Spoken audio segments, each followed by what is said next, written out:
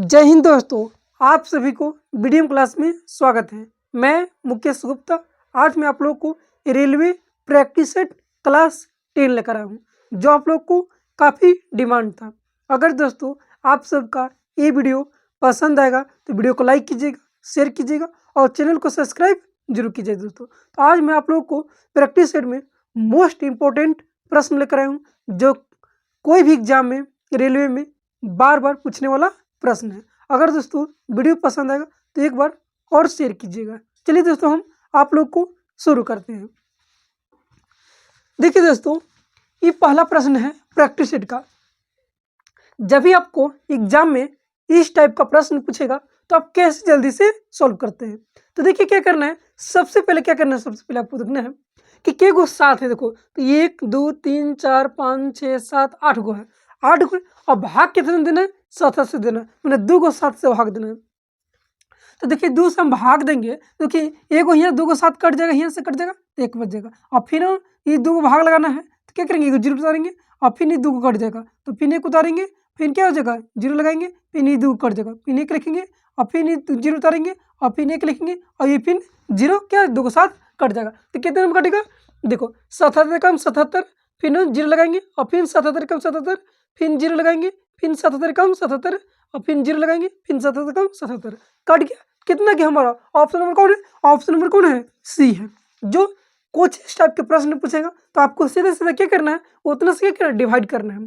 तो डिवाइड किए तो देखिए 77 कट गया एक बार में, फिर इस 77 काटना है तो 0 बैठाएंगे तब फिर 77 होगा, फिर एक बार में कटेगा, फिर 0 बैठाएंगे, फिर इस 77 कटेगा एक बार में, फिर 0 बैठाएंगे तो ये 77 एक बार में कट जाएगा। तो ये हमारा क्या क्या आंसर आ गया। एग्जाम ये सब रेलवे के एग्जाम में काफी प्रश्नों को क्या कर लिया जाता है, पूछ लिया जाता है। तो चलिए तो हम अगला प्रश्न, दूसरा प्रश्न कुछ इस प्रकार से है। क्या करा सवाल कि सरल कीजिए 19/43 और भागा में इतना प्रश्न दिया गया है, तो आप कैसे एग्जाम में इस तरह के प्रश्न को सॉल्व करेंगे। तो आपको हम सिखा चुके हैं। देखिए क्या करना है, सबसे पहले हम सवाल को इतना को क्या करेंगे, पहले सबसे पहले क्या करेंगे, हम सॉल्व करेंगे। क्या करेंगे, इतना सवाल को सॉल्व करेंगे। तो आप फिर क्या करेंगे, हम जैसे नीचे में देखेंगे, नीचे चलेंगे तो 1/4 ना है तो क्या लेंगे, 1/4 को इस तरह से लिख देंगे, 1 और क्या कर लेंगे 4 लिख देंगे। ठीक है, अब देखेंगे कि 1 है, 2 है, 3 है, तो 1 2 3 गुना है तो ये डॉट दे देंगे, 1 2 3 इस तरह से दे देंगे। अब देखो यहाँ 1 है तो यहाँ 1 लिख देंगे, यहाँ 3 है तो 3 लिख देंगे, यहाँ 2 है तो 2 लिख देंगे। और क्या है, सब प्लस में है तो प्लस में। ठीक है, अब क्या करना है दोस्तों, ये 1 से इसमें मल्टीप्लाई करके और इसको क्या कर देना है, जोड़ देना है। तो 4 एकम 4, 4 में से 1 जोड़ेंगे कितना हो जाएगा, 5 हो जाएगा, तो यहाँ 5 लिख देंगे। ठीक है, आप क्या करेंगे, इसमें मल्टीप्लाई करेंगे तो 5 से 3 मल्टीप्लाई करेंगे तो 5 है 15, अब 15 और इस 4 को क्या कर देंगे, ऐड कर देंगे तो 15 4 कितना होता है, 19 होता है, तो 19 लिख देंगे। अब देखिए फिर क्या करेंगे, इसमें गुना करेंगे तो 19 गुना के 38, 38 और 5 ऐड करेंगे तो कितना हो जाता है 43, तो क्या लिखेंगे हम 43 यहाँ लिख देंगे। अब लास्ट वाला का शुरू में लिखते हैं, ऊपर लिखते हैं ऊपरी, अब बटन कितना लिखेंगे, पीछे वाला 19, ये क्या जाएगा, इतना सवाल को हम सॉल्व किए तो कितना गया, 43/19 आ गया। क्या गया, 43/19। अब देखिए यहाँ 19 लिखेंगे और यहाँ 43 लिखेंगे। ठीक है, अब देखिए ये भागा में है, देखिए जाएगा तो ऊपर भागा में तो गुना हो जाएगा तो कितना बदल जाएगा, तो बदल जाएगा तो कितना हो जाएगा 43 बटा कितना हो जाएगा 19 हो जाएगा। अब देखो 19 से 19 कट गया और 43 से 43 क्या हो गया, कट गया, तो बच गया कितना 1, हमारा आंसर हो गया। तो दोस्तों जब भी आपको इस टाइप के प्रश्न पूछेगा तो आपको क्या करना है, सबसे पहले इसको सॉल्व करना है। और इसको सॉल्व करने के लिए आपको हम सिखाएं क्या करना है कि ये लिख देना है, सबसे पहले 1 लिख देना है, उसके बाद भी 4 लिख देना है। अब देखना है कि 1 2 3 को है तो 1 2 3 3 डॉट दे देना है। अब देखना है कि ये यहाँ 1 है तो 1, यहाँ 2 है तो 2, 1 2 है तो 2 लिख देंगे। अब क्या करेंगे, इसमें मल्टीप्लाई करके इसको ऐड कर देंगे तो देखो 4 एकम 4 और 1 जोड़ेंगे 5 हो जाएगा। इससे गुना करेंगे तो 5 15 4 कितना होता है 19 हो जाएगा। अब 19 दुने का 38, 38 5 कितना 43 हो गया। अब शुरू लास्ट वाला का शुरू में लिखते हैं, अब बटा में कितना लिखते हैं, पीछे वाला लिखते हैं, 19 हो गया। अब इतना क्या, अब देखिए यहाँ इतना क्या इतना क्या, तो देखिए ऊपर जाएगा भागा में है तो गुना बदलते हैं तो क्या नंबर को पलट देते हैं, तो 19 ऊपर चल 43 नीचे जाएगा फिर ऊपर चल जाएगा, अब फिर बटा में है तो ऊपर चल जाएगा 43 और बटा 19 हो जाएगा। ठीक है, अब देखो 43 से 43 कट गया, 19 से 19 कट गया, क्या क्या हमारा एक आंसर आ गया। अब दोस्तों चलते हैं अगला प्रश्न में।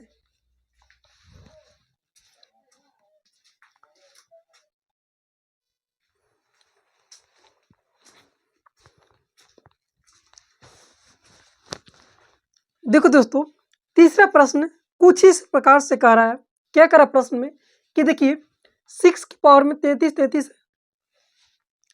देखो दोस्तों, तीसरा प्रश्न कुछ इस प्रकार से है। क्या कह रहा है कि 6 के पावर में 333 है और गुने 7 के पावर में 222 है और 8 के पावर में कितना है 111 में अभाज्य गुणनखंडों की संख्या कितना होगा। तो देखिए सबसे पहले तो हम जानेंगे कि अभाज्य गुणनखंड किसे कहते हैं। तो दोस्तों, अगर आप लोग को अभाज्य गुणनखंड याद होगा तो कमेंट बॉक्स में आंसर जरूर बताइएगा। देखिए अभाज्य गुणनखंड उसे कहते हैं वैसी संख्या जो केवल खुद से विभाजित होगा और 1 से विभाजित होगा और कोई भी संख्या से विभाजित नहीं होगा, उसे अभाज्य संख्या कहते हैं। जैसे हो गया 2 सबसे छोटी अभाज्य संख्या है और सम संख्या भी है। 2, 3, 5, 7, 11, 13 ये सब क्या है अभाज्य संख्या है, केवल खुद से कट सकता है और किसी संख्या से नहीं विभाजित होगा, तो उसे हम अभाज्य संख्या कहते हैं। तो देखिए इसको तो 6 तो अभाज्य संख्या नहीं है, तो इसको अभाज्य संख्या रूप में क्या करेंगे कन्वर्ट करेंगे। तो दोस्तों इसे लिख सकते हैं 2 के पावर 2 गुने 3 लिख सकते हैं और इसके पावर में 33 कर देंगे, ठीक है। और 7 के पावर में 22 सही है। अब 8 अभाज्य संख्या नहीं है, तो इसको अभाज्य संख्या के रूप में कन्वर्ट करेंगे। 2 के पावर में 3 और के पावर में 11 इतना। इस तरह से क्या कर सकते हैं सॉल्व करेंगे। अब देखिए 2 के पावर में 33 हो गया, 2 के पावर यहाँ 33 हो गया, ठीक है। और गुने 3 के पावर में भी हो गया इतना, 3 के पावर में, और गुने 7 के पावर में भी कितना हो गया इतना हो गया, और गुने 2 के पावर में, तो 2 से ही 3 में गुना करें 3 न के देखो 3 से 1 में गुना करेंगे तो 2 के पावर में 33 हो जाएगा, 333 हो जाएगा। अब देखिए ये दोनों क्या है सेम है, तो क्या हो जाएगा 2 के पावर में 66 हो जाएगा। क्या हो जाएगा 2 के पावर में 66 और गुने 3 के पावर में 33 और गुने 7 के पावर में कितना 22 हो गया। अब इस सबको अब अभाज्य संख्या के रूप में कन्वर्ट हो गया। अब सबको नंबर को क्या कर देंगे हम जोड़ देंगे, हमारा आंसर आ जाएगा। तो देखिए 66 और प्लस में 333 प्लस में 222 अब जोड़ देंगे तो कितना जाएगा। तीसरा प्रश्न कुछ इस प्रकार से कह रहा है। क्या कह रहा है कि 6 के पावर में 333 और 7 के पावर में 222 और 8 के पावर में 111 में अभाज्य गुणनखंडों की संख्या कितना होगा। तो दोस्तों अभाज्य गुणनखंड की संख्या कितना निकालने के लिए आपको हम जानना चाहते हैं कि अभाज्य संख्या किसे कहते हैं। अगर आपको अभाज्य संख्या मालूम है तो कमेंट बॉक्स में आप लोग जरूर बताइएगा। देखिए अभाज्य संख्या किसे कहते हैं, तो वैसी संख्या जो केवल खुद से विभाजित हो और 1 से और किसी संख्या से विभाजित नहीं होगा, उसे क्या कहते हैं अभाज्य संख्या कहते हैं। जैसे 2 सबसे छोटी अभाज्य संख्या है। 2 क्या है 2 सबसे छोटी अभाज्य संख्या और सम संख्या भी है। 2 हो गया, 3 हो गया, 5 हो गया, 7 हो गया, 11 हो गया, 13 ये सब क्या है अभाज्य संख्या है जो केवल खुद से कट सकता है और 1 के अलावा और कोई संख्या से नहीं कटेगा, उससे क्या कहते हैं हम अभाज्य संख्या कहते हैं। तो हमें कह रहा है कि अभाज्य गुणनखंडों की संख्या कितना होगा। तो देखिए इसको हम सवाल को कैसे सॉल्व करेंगे। तो देखिए क्या करना है, इस 6 से अभाज्य संख्या नहीं है तो इसको अभाज्य संख्या के रूप में कन्वर्ट करेंगे। तो इसे लिख सकते हैं 2 और गुने 3 और के पावर में कितना 333 है, 333 लिख देंगे और गुने में 7 के पावर में 222 है, 222 लिख देंगे क्योंकि 7 है अभाज्य गुणनखंड है। अब इसको 8 के लिखेंगे तो 8 तो अभाज्य संख्या नहीं है तो इसको कन्वर्ट करेंगे 2 के पावर में 3 और गुण कितना 121, 111 बोलो तो हो गया। अब सब क्या हो गया नंबर अभाज्य गुणनखंड के रूप में हो गया। अब देखिए 2 के पावर 33 है और 3 के पावर भी 33 हो, तो 2 के पावर में 33 लिख देंगे इस तरह से। 3 के पावर में भी क्या हो गया 33 हो गया, 333 और गुने 7 के पावर में 222 और गुने देखो 3 के पावर में 3 से 11 में गुना इतना गुना करेंगे 111 में तो कितना 2 के पावर में 333 हो जाएगा।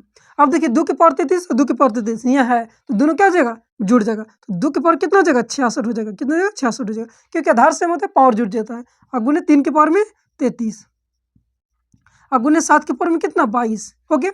अब ये सबको जोड़ देंगे, अब अभाज्य गुणनखंड के रूप में कन्वर्ट हो गया। अब सबको जोड़ देंगे तो 600 प्लस में 33 333 और 222 जोड़ेंगे तो कितना हो जाएगा देखो 6 और 2 8 8 3 11 की 1, ठीक है सम 1 है। अब जोड़ेंगे देखो 3 2 5 6 5 11 1 से ले कितना 12 कितना देखो 2 1 लास्ट में है तो ऑप्शन में कौन हो जाएगा ये हो जाएगा। तो सवाल को कुछ इस प्रकार से क्या करेंगे हम सॉल्व करेंगे। चलिए अगला प्रश्न दिया गया है, कह रहा है कि यदि 8 अनुक्रमिक सम संख्याओं का औसत 93 है तो उनमें बृहत्तम संख्या क्या होगा।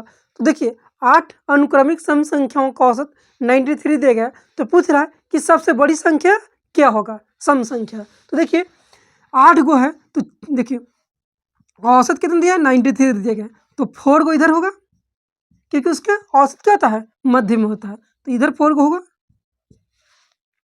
तो सबसे बड़ी संख्या पूछ रहा है कि बड़ी सम संख्या क्या होगा, तो 93 है, तो 94 होगा सम संख्या, फिर 96 होगा, फिर 98 होगा, और फिर 90 कितना होगा, 100 होगा। क्या हो गया, ये सम संख्या होगा। तो सबसे बड़ी सम संख्या कितना है, 100 है। तो क्या हो जाएगा, ऑप्शन नंबर में ये हो जाएगा। इस तरह के प्रश्न को हम जल्दी से क्या कर सकते हैं, सॉल्व कर सकते हैं। अगर दोस्तों वीडियो पसंद आया होगा तो वीडियो को अंत तक जरूर देखिएगा और चैनल को सब्सक्राइब कीजिएगा। चलिए दोस्तों हम अगला प्रश्न लेते हैं।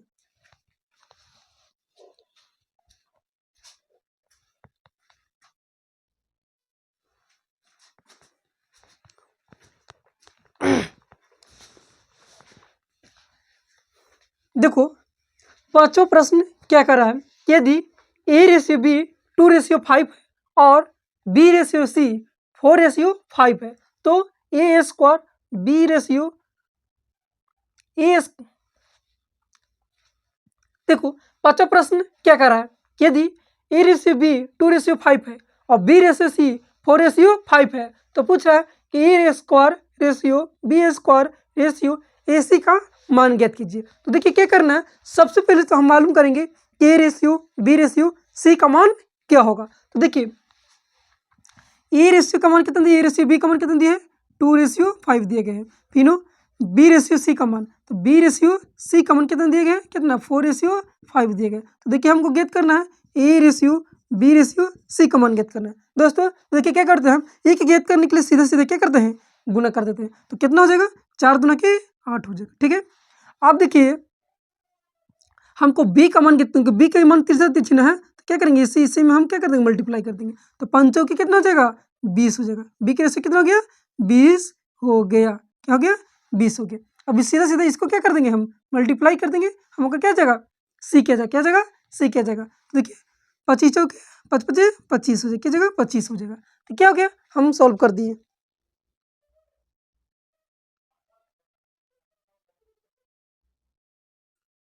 पांचवा प्रश्न क्या कर रहा है, यदि A/B 2/3 है और B/C 4/5 है, तो A² B² AC का मान ज्ञात कीजिए।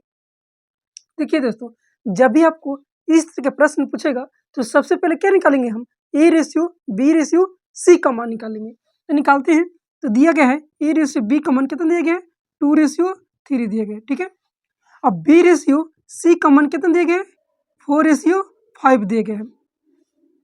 तो हमको ज्ञात करना है A/B/C का मान ज्ञात करेंगे। क्या करेंगे, ज्ञात करेंगे। तो ये ज्ञात करने के लिए सीधे सीधे क्या करते हैं, गुना कर देते हैं। 4 दूना के 8, A का निकल गया।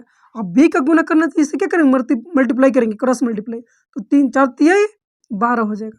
और C के ज्ञात करना तो इसमें से गुना कर देंगे, तो 5 तिया 15, क्या गया, 15 हो गया। तो हमको निकल गया A/B/C का मान निकल गया। अब हमको ज्ञात करना है कि A² B² और AC का मान ज्ञात करना है। देखिए A के स्क्वायर करेंगे तो 8 के स्क्वायर करेंगे, और रेशियो में फिर क्या है, B के स्क्वायर में 12 के स्क्वायर करेंगे, और रेशियो AC तो 15 और गुने कितना A, 15 C का मान है और A का मान कितना 8 है, तो 8 कर देंगे। ठीक है, अब इसको सॉल्व करेंगे तो 8 के स्क्वायर 64 और 12 के स्क्वायर 144 और 15 से 8 में गुने का 120।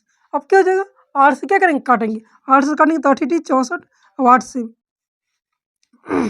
8 से काटेंगे तो 8 दूना 8 एकम 8 और 8 64 18 और 8 से काटेंगे तो 15 20 से कितना गया हमको ratio, A² ratio B² ratio AC का मान कितना गया, 8/15 रेशियो कितना हो गया, इतना हमारा हो गया। जो ऑप्शन नंबर कौन है, ऑप्शन नंबर में B है। तो सॉल्व को दोस्तों कुछ इस प्रकार से क्या करेंगे, हम सॉल्व करेंगे। चलते हैं प्रश्न अगला। क्या कह रहा है, एक चुनाव में 3 प्रत्याशियों ने चुनाव लड़ा।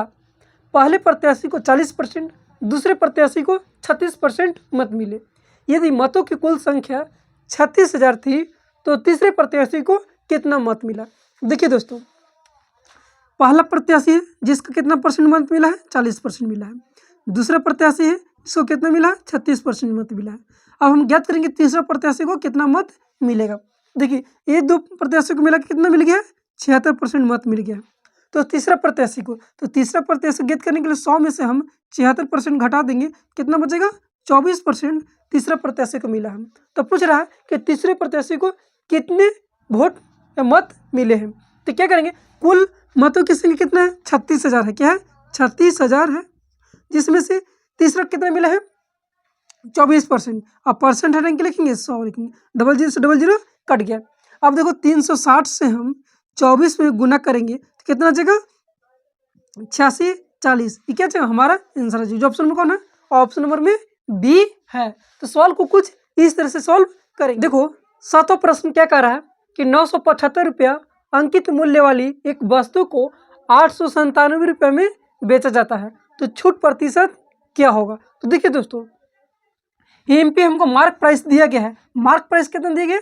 मार्क प्राइस हमको दिया कितना दिए गए? 975 रुपये दिए गए। और एम को सेलिंग प्राइस कितना दिए गए? 897 रुपये दिए गए। तो हमको डिस्काउंट ज्ञात करना है। क्या ज्ञात करना है? डिस्काउंट। तो क्या कर देंगे, इसमें से हम क्या कर देंगे? घटा देंगे, तो डिस्काउंट हमारा निकल जाएगा। तो डिस्काउंट के तो 15 में से कट गया तो 7 बचेगा, 8 बचेगा। और देखो 16 में से 9 7 16 कितना बच गया? 78 बच गया। क्या हो गया? डिस्काउंट हमको मालूम हो गया, कितना हो गया? 78 हो गया। अब कह रहा है कि डिस्काउंट प्रतिशत में छूट प्रतिशत ज्ञात कीजिए। तो डिस्काउंट परसेंट बराबर होता है, क्या होता है? डिस्काउंट गुनी 100 अब बटा में क्या होता है? मार्क प्राइस होता है। तो मार्क प्राइस कितना है? 975 है। अब काट देंगे तो 20 25 100 और 5 से 20 से काटेंगे तो 5 से काटेंगे तो 5 कम 5 कितना बच गया? 9 45 और 5 25 25। फिर 5 से काटेंगे तो देखो 5 15 और 5 45 5 45 और 5 के 20 39 दुना के कितना? 78। तो 4 दुना के 8% क्या है हमारा आंसर आएगा। जो ऑप्शन नंबर कौन है? ऑप्शन नंबर में डी है। तो सवाल को इस तरह से क्या करेंगे? सॉल्व प्रश्न क्या कह रहा है? किस राशि पर 5% वार्षिक दर से 3 वर्षों और 4 वर्षों में प्राप्त साधारण ब्याज 42 रुपया का अंतर है, तो वह राशि ज्ञात कीजिए। तो देखिए दोस्तों, इस तरह के प्रश्न पूछेगा तो हम किस तरह से जल्दी से क्या कर सकते हैं? सॉल्व कर सकते हैं। देखिए 3 वर्षों में 5% है और 4 वर्षों में भी 5% है और दोनों का अंतर दिया है से 42 रुपया दिया है। तो 3 और 4, तो देखो 4 से हम 5 में गुना करेंगे और फिर माइनस में 3 से 5 में गुना करेंगे और इन दोनों का अंतर कितना दिया है? 42 दिया है। तो 5 के 20 और 5 थी 15, 20 में से 15 से कितना बचेगा? 5% और 5% के वैल्यू कितना दिया है? 42 दिया है। तो हमको वह राशि पूछ रहा है, तो कोई भी राशि होता है उससे 100% पर होता है। तो अगर हम इसको 100 करना है तो 20 से क्या करेगा? 20 25 100 100 से तो इधर हम 20 से गुना करेंगे तो 840 रुपये क्या जाएगा? हमारा आंसर आ जाएगा। जो ऑप्शन नंबर कौन है? ऑप्शन नंबर में डी है, जो हम सॉल्व को इस तरह से सॉल्व कर सकते हैं। चलिए अगला प्रश्न। 9वां प्रश्न क्या कह रहा है कि कार्य को 10 दिनों में और बी 20 दिनों में कर सकता है। यदि वे दोनों मिलकर 5 दिन तक कार्य करते हैं तो शेष कार्य कितने अंश तक रह बचेगा? देखिए ये है, इस कार्य को कितने दिन में कर दे रहा है? 10 दिनों में कर दे रहा है। और बी उसी कार्य को कितने दिन में कर दे रहा है? 20 दिनों में कर दे रहा है। इन दोनों का एलसीएम लेंगे तो 10 20 का एलसीएम कितना हो जाएगा? 20 हो जाएगा। तो 10 दूना के 20, 20 से कम 20 हो गया। अब कह रहे हैं कि ये दोनों की क्षमता मिला कितना हो गया? 2 1 3 और कितने दिन कार्य कर सकते हैं? 5 दिन तक। तो 15 काम कर दिए हैं। टोटल काम 20 था जिसमें से 15 काम कर दिए हैं, तो कितना काम बचा? तो काम में कितना बचा? 5 बचा काम। और कितना पर? 20 पर। तो 5 करने 5 के 20 1/4। जो ऑप्शन कौन है? ऑप्शन नंबर में सी है। तो कुछ सवाल दोस्तों इस टाइप से हम क्या करेंगे? जल्दी से सॉल्व करेंगे। अगर कोई भी कॉम्पिटिटिव एग्जाम में आपको निकालना है तो सवाल को बहुत जल्दी से सॉल्व करने के लिए सीखना होगा। अगर प्रैक्टिस सेट में आप बने रहेंगे तो आपको हम इसी तरह से शॉर्ट तरीका सिखाऊंगा जो आप लोग को काफ़ी पसंद आएगा। अगर दोस्तों वीडियो पसंद आएगा तो वीडियो को लाइक कीजिएगा, शेयर कीजिएगा। जय हिंद।